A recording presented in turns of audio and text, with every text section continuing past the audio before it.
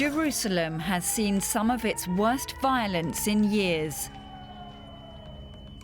It began with protests in the usually quiet neighborhood of Sheikh Jarrah in East Jerusalem.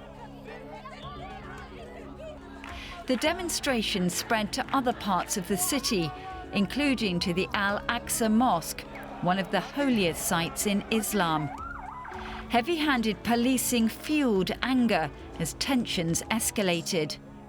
Many see this as the spark that triggered one of the deadliest episodes of the Israeli-Palestinian conflict in recent history.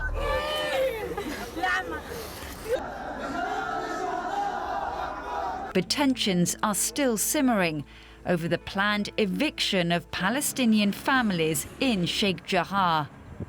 So what's going on there, and why is it important? Sheikh Jarrah is a Palestinian neighborhood in Israeli-occupied East Jerusalem. Most of the people who live here are Palestinians.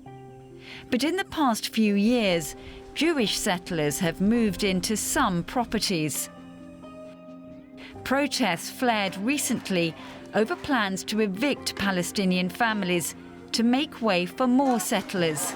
It's all part of a long-running dispute over the ownership of the land and who has the right to live there.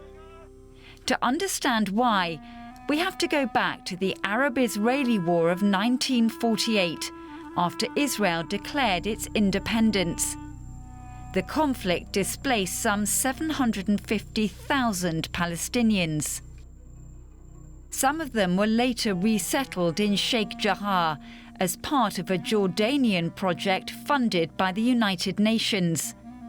Some of the land had previously been owned by two Jewish associations. In 1967, Israel effectively annexed East Jerusalem, including Sheikh Jarrah.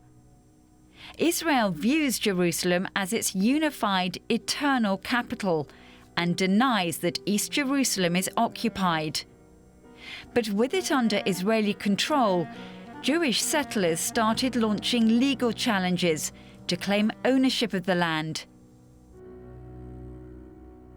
So in 1950, Israel legislated a law, the absentee property law, that says that Palestinians cannot return to their properties in Israel. In 1970, after Israel annexed East Jerusalem, the Knesset legislated that Jews can return to properties in East Jerusalem. So this is the basis, or the discriminatory basis, of all the court cases of eviction that we're seeing in Sheikh Jarrah and Silwan, that settlers managed to take over the ownership from before 48, and now they're suing the Palestinians out of their homes. This is at the heart of the conflict in Sheikh Jarrah. 7 families are facing eviction to make way for Jewish settlers, with several more in the middle of court proceedings.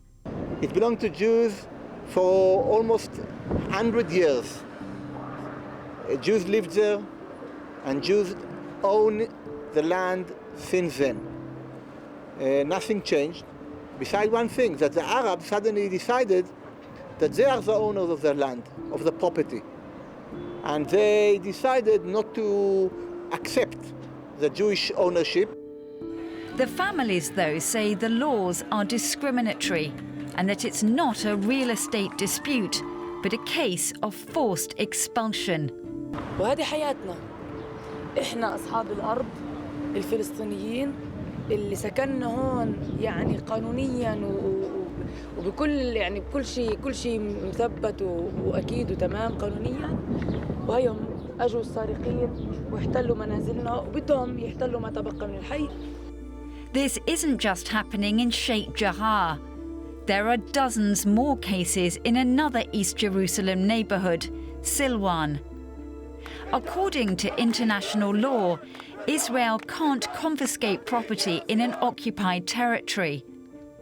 The UN has called for a halt to the evictions, saying they may amount to a war crime.